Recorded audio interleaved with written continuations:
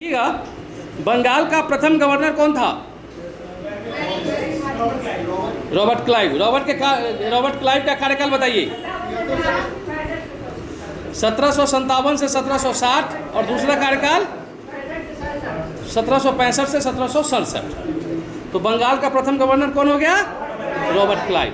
अच्छा बताइएगा, मुगल सम्राट शाह आलम द्वितीय के साथ इलाहाबाद की संधि किस गवर्नर ने किया था? रॉबर्ट क्लाइव के समय हुआ था। कब हुआ था? 1765 को। वाह। अच्छा, बंगाल में द्वैध शासन की स्थापना किस गवर्नर ने किया था? रॉबर्ट क्लाइव के द्वारा हुआ था। ये द्वैध शासन का जनक किसे माना जाता है? लियोनस कार्टियस को माना जाता है। Thank you. वह कौन सा गवर्नर था जिसने अपने अंग्रेज कर्मचारियों को भारत में उपहार लेने पर प्रतिबंध लगा दिया था? रॉबर्ट क्लाइव था। अगला, अब बताइएगा, वारेन हेस्टिंग्स का कार्यकाल कब से कब था? 1772 से 1785। बंगाल का, ये देखिए, रॉबर्ट क्लाइव जो हुआ ये बंगाल का प्रथम गवर्नर था, ठीक, जबकि वारेन हेस्टिंग्स बंगाल का प्रथम गवर्नर जनरल था। अच्छा, आपको बताना है कि प्रथम अंगल मराठा युद्ध कब हुआ था? 1775 से 1782 तक चला था, ठीक है। आपको ये बताना है कि प्रथम अंगल मराठा युद्ध के समय गवर्नर कौन था? Warren Hastings. कौन था? Warren Hastings. अच्छा, एक चीज़ और बताइएगा, ये प्रथम अंगल मराठा युद्ध जो हुआ था ये किस संधि के तहत समाप्त हुआ था? सलवाई की संधि। कब हुआ था सलवाई की संधि? 1782 में हुआ था। सलवाई की संधि के तहत कौन सा युद्ध समाप्त हुआ? हे पूनम दीदी, तनका पहले सुन ला, उधर रिवीजन करा ली, वो बाद में देख लीजिएगा। सलवाई की संधि के तहत कौन सा युद्ध समाप्त हुआ? प्रथम अंगल मराठा युद्ध। कब हुआ था? 1782 में। सलवाई की संधि के समय गवर्नर जनरल कौन था? वारेन हेस्टिंग्स था। अच्छा, आप बताइएगा, द्वितीय अंगल मैसूर युद्ध कब हुआ था? द्वितीय अंगल मैसूर युद्ध, हाँ, 1780 से 1784। द्वितीय अंगल मैसूर युद्ध के समय गवर्नर जनरल कौन था? गवर्नर यही थे। कौन? Warren Hastings. अच्छा, अब आप ये बताइएगा कि द्वितीय अंगल मैसूर युद्ध की समाप्ति किस संधि के तहत? मंगलौर की संधि के तहत कौन सा युद्ध समाप्त हुआ? द्वितीय अंगल मैसूर युद्ध समाप्त हुआ था। ये मंगलौर की संधि हुई कब थी? 1784 में हुआ था। अच्छा, तो ये प्रथम अंगल मैसूर युद्ध कब हुआ था? 1767 से 1769। इस समय गवर्नर कौन था? लॉर्ड वेरलेस्ट। कौन था?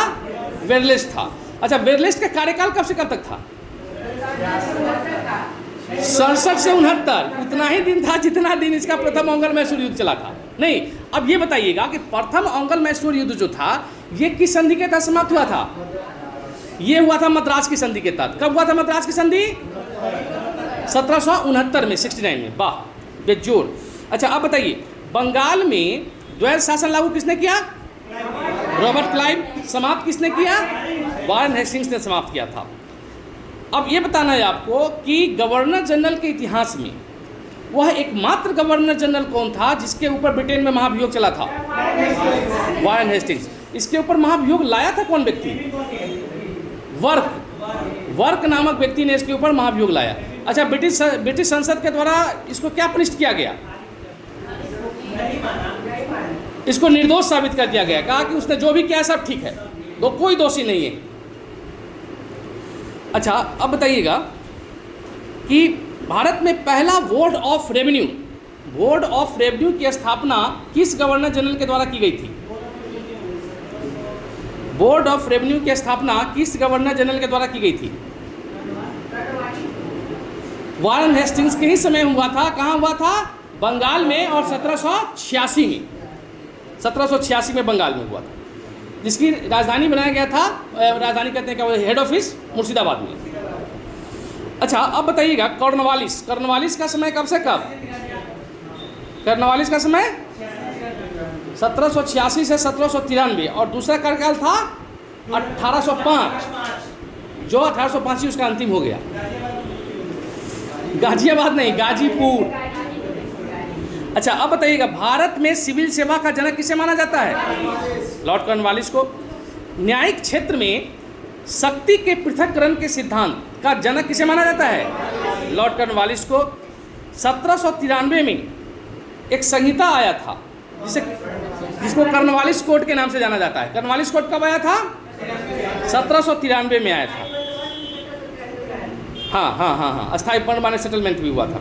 अब आपको ये बताना है कि उस गवर्नर जनरल का नाम बताइए, या गवर्नर का, जिसका कब्र भारत में है। कॉर्नवालिस का है। कहाँ है? गाजीपुर में। गाजीपुर कहाँ पड़ता है? यूपी में पड़ता है। वाह। अच्छा, कॉर्नवालिस के बाद प्रमुख गवर्नर जनरल आता है लॉर्ड वेलेस्ली। लॉर्ड वेलेस्ली का समय बताइएगा तो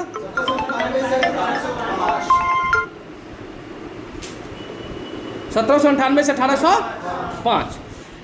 इसके समय कौन सा युद्ध हुआ था? चौथा ओंगल मैसूर युद्ध। हाँ, चौथा ओंगल मैसूर युद्ध कब हुआ? 1799 में। इस युद्ध में किसकी मृत्यु हो गई?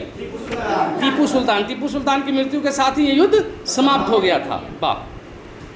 अच्छा, भारत में सहायक संधि प्रणाली किसे माना जाता है? लॉर्ड वेलेस्ली को। द्वितीय अंगल मराठा युद्ध का समय कब से कब? 1803 से 1804, या कहीं 1805 भी होता है, ठीक है।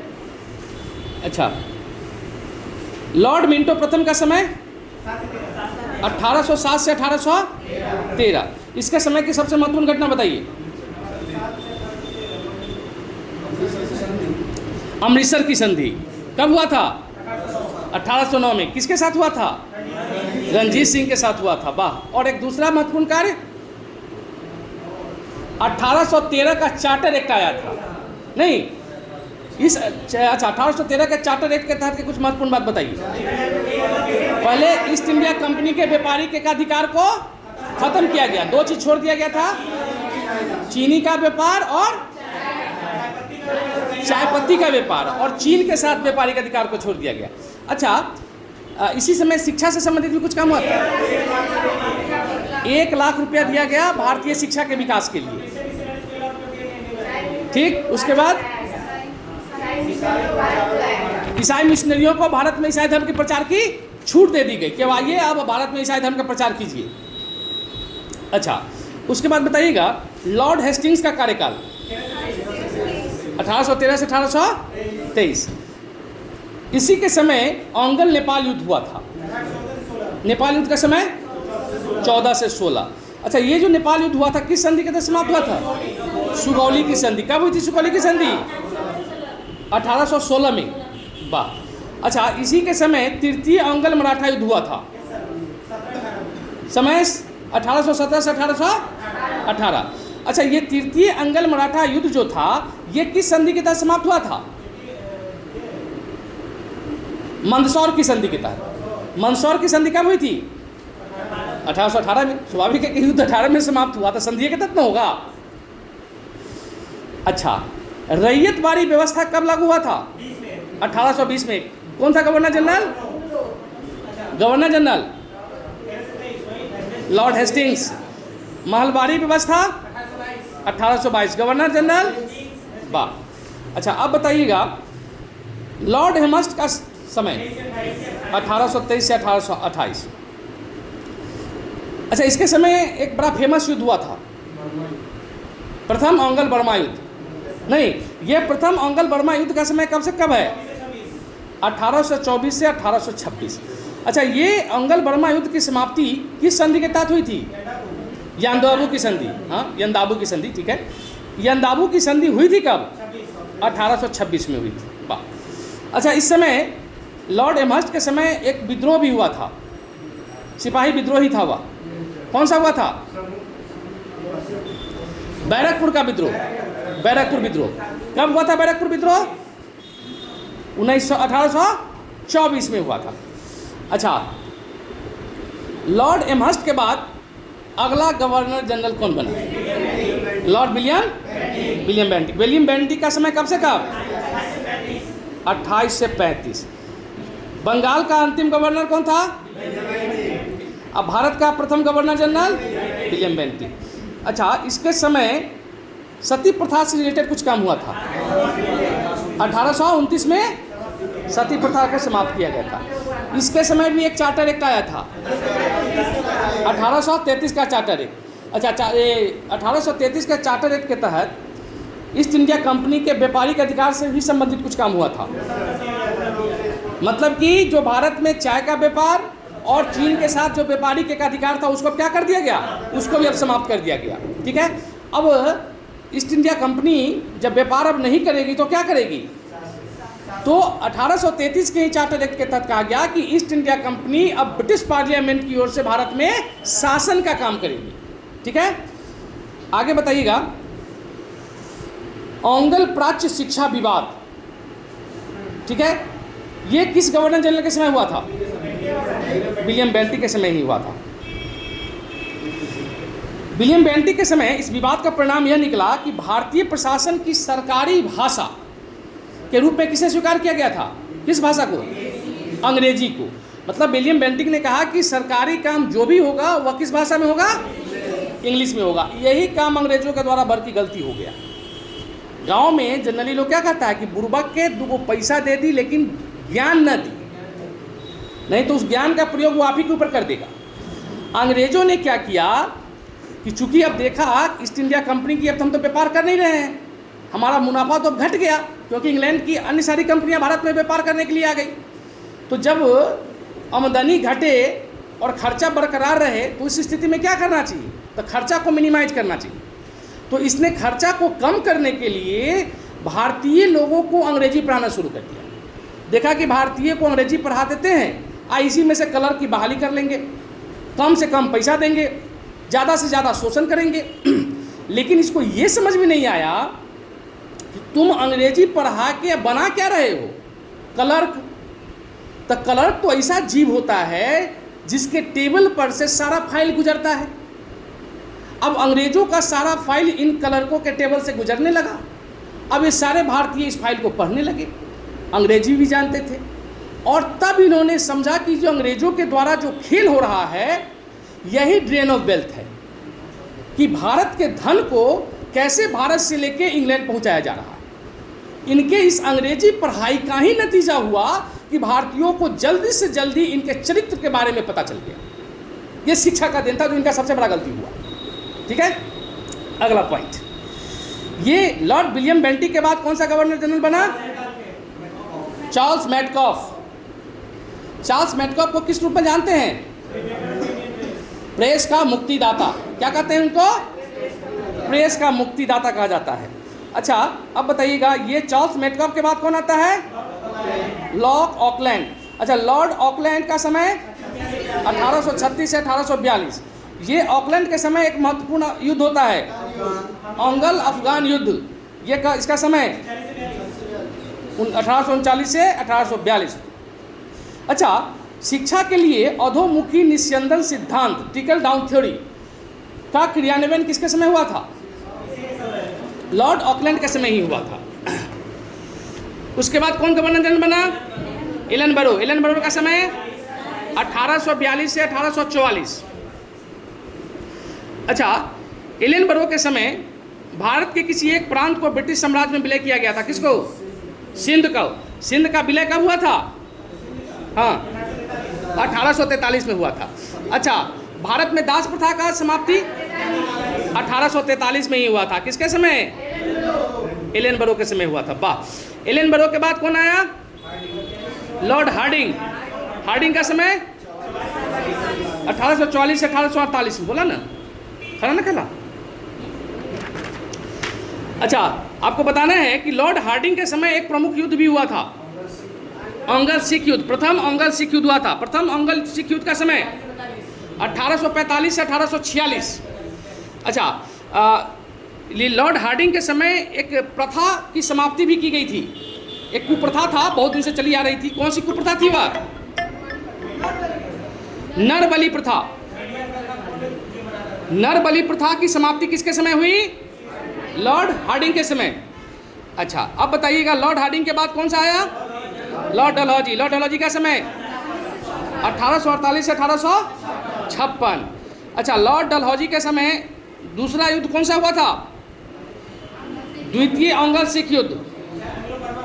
ठीक है, द्वितीय अंग्ल सिख युद्ध का समय 1848 से 49। अच्छा, अब बताइएगा, द्वितीय अंग्ल सिख युद्ध का ही परिणाम था कि पंजाब का विलय ब्रिटिश भारत में किया गया था।